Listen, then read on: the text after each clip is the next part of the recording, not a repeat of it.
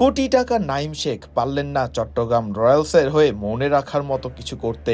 10 ওভারের বেশি একাই খেলে চট্টগ্রাম রয়্যালসকে লড়াই করার মতো পুঁজি এনে দিলেন ওপেনার মির্জা তাহির বেগ। নো বলে সমাহার সহ বেশ খরচে বোলিং করলেন নোয়াখালী এক্সপ্রেসের বোলার এহসানুল্লাহ। বিপিএল এর প্রথম দিনের দ্বিতীয় ম্যাচে নোয়াখালীর বিপক্ষে টস জিতে ব্যাটিংয়ে আসে চট্টগ্রাম রয়্যালস। সুবিধা করতে পারেননি বিপিএল এর সবচেয়ে দামি ক্রিকেটার নাইম শেখ।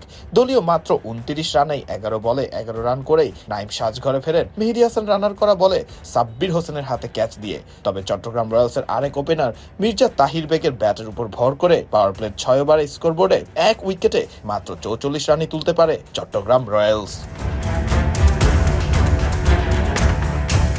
সুবিধা করতে পারেননি চট্টগ্রাম রয়্যালসের হয়ে 3 নম্বরে ব্যাট করতে আসা মাহফিজুল ইসলামও। মাহফিজুল ফেরেন ব্যক্তিগত 12 বলে 16 রান করেই মাঝ সাদাকাতের বলে বোল্ড আউট হয়ে।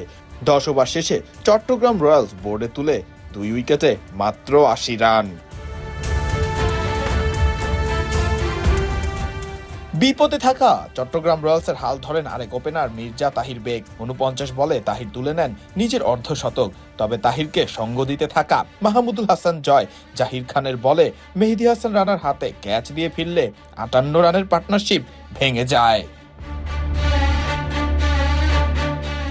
একলা যোদ্ধার মতো শেষ পর্যন্ত চট্টগ্রাম রয়্যালসের হয়ে লড়ে যান মির্জা তাহির বেগ।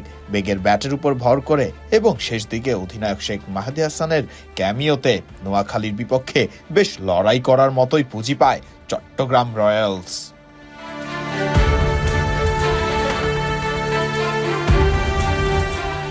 ফারদিন রহমান সকাল, বিডি ক্রিক টাইম।